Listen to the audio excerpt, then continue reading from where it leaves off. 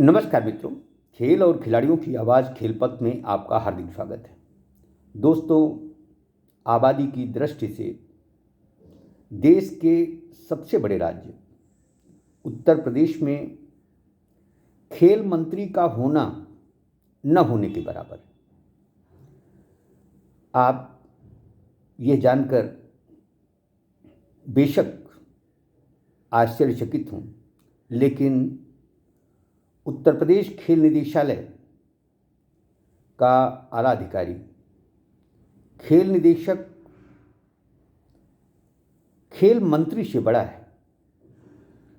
वह खेल मंत्रियों के आदेश निर्देशों की कतई परवाह नहीं करता। समाजवादी पार्टी के शासन में खेल निदेशक बने आरपी सिंह खेल मंत्रियों के लिए सबसे अजूबे साबित हो रहे हैं। अजूबे इसलिए कि वह पूर्व खेल निदेशकों के आदेशों को न केवल रद्दी की टोकरी में डालने के आदी हैं, बल्कि खेल मंत्रियों की मंशा के विपरीत काम करने की इन्हें आदत है। नारद राय ने इन पर भ्रष्टाचार के आरोप लगाए थे। इनके खिलाफ जांच हुई, लेकिन उन जांचों में क्या हुआ, क्या नहीं हुआ, इनकी पत्रावली में वह जांचें बिल्कुल नहीं हैं। अलबत्ता ये बेदाग साबित हुए। अखिलेश सरकार ने इन्हें खेल मंत्री बना दिया और नियमों को ताक पर रखकर इन्हें पदोन्नतियां मिली। दरअसल इनके शासनकाल में नारद राय के बाद खेल मंत्री रहे चेतन चौहान,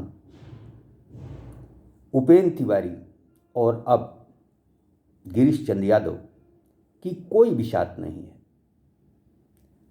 घोषणाएं होती हैं, उन पर अमल कतई नहीं होता। दरअसल खेल निदेशालय में खेल मंत्री नहीं बल्कि खेल निदेशक का राज चल रहा है। वह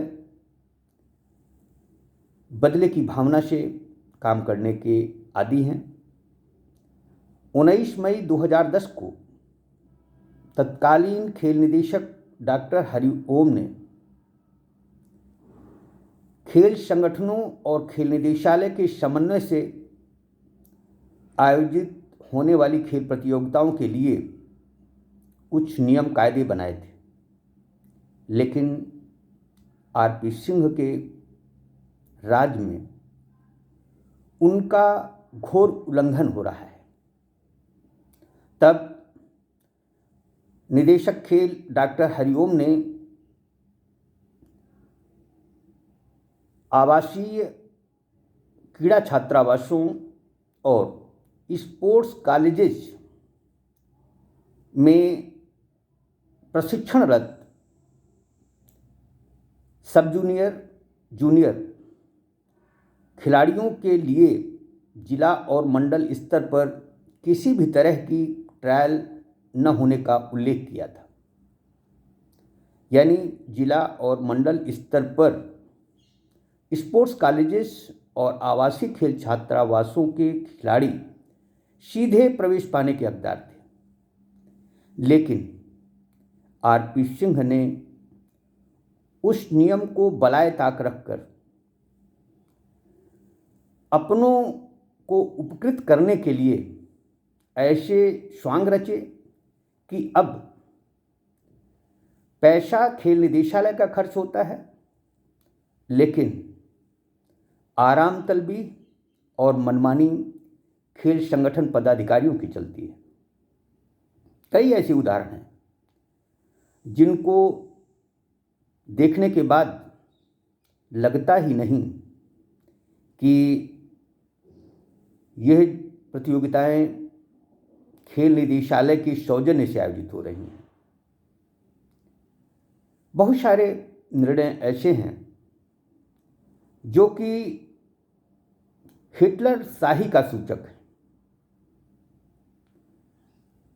प्रशिक्षकों के मामले में खेल निदेशक ने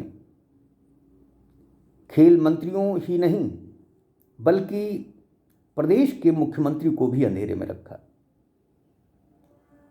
वह जिस बात पर अड़ जाते हैं उसे करवाने में अपनी नाक का सवाल बना लेते हैं। खेल निदेशक आरपी सिंह की सूझबूझ कहें या कि अपनों को उपकृत करने का स्वांग, उन्होंने अंतर्राष्ट्रीय खिलाड़ियों के बहाने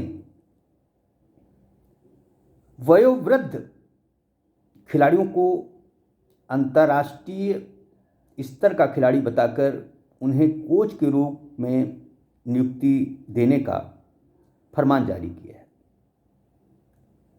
जो उम्रदराज अंतर्राष्ट्रीय खिलाड़ी शारीरिक रूप से फिट नहीं हैं, वह आवासीय खेल छात्रावासों की प्रतिभाओं को प्रशिक्षण देंगे। यह हास्यास्पद नहीं तो और क्या है। नियमतः कायदे से इस मामले को उत्तर प्रदेश के खेल मंत्री गिरीश चंद्र यादव को संज्ञान में लेना चाहिए, लेकिन वह निरुत्तर हैं। गिरीश चंद्र यादव खेल निदेशक आरपी सिंह और अपर मुख्य सचिव नवनीत सहगल के आगे बेबस है। यह बेबसी क्यों और किस लिए, यह समझ से परे है।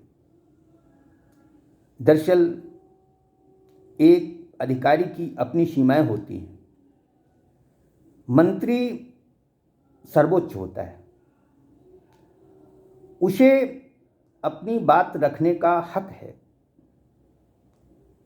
जनप्रतिनिधि होने के नाते उसका दायित्व है, बनता है कि जो चीज़ गलत है उसे गलत ही कहा जाए और अधिकारियों को हिदायत दी जाए। आखिर खेल संगठन गैर वाजिब तरीके से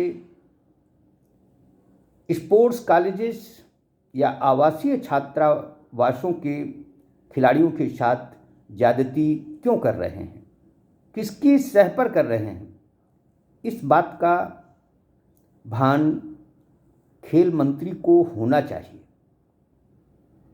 सिर्फ प्रतियोगिताओं में पहुंचना ही काफ़ी नहीं है। देखा जाए तो योगी आदित्यनाथ की सरकार घोषणावीर सरकार बन गई है। खेलों के लिहाज से देखें तो खेल निदेशालय द्वारा हर चौथे पांचवें दिन कोई न कोई शिगुफा छोड़ा जाता है, लेकिन क्या उस पर अमल हो रहा है, इसे देखने की किसी को फुर्सत नहीं है।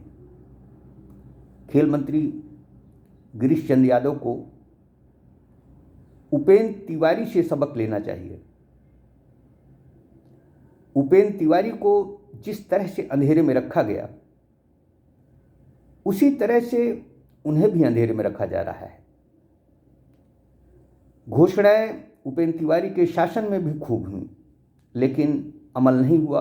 अंततः उपेंद्र तिवारी को पराजय का सामना करना पड़ा। यही कुछ खेल मंत्री गिरीश चंद्र यादव के साथ में भी हो रहा है। दरअसल एक कितना भी बड़ा अधिकारी क्यों न हो, उसकी अपनी सीमाएं होती हैं। खेल निदेशक आरपी सिंह की हिटलरशाही पर यदि नकेल नहीं डली तो सच मानिए उत्तर प्रदेश खेलों में कभी उत्तम प्रदेश नहीं बनेगा। जय हिंद, जय भारत।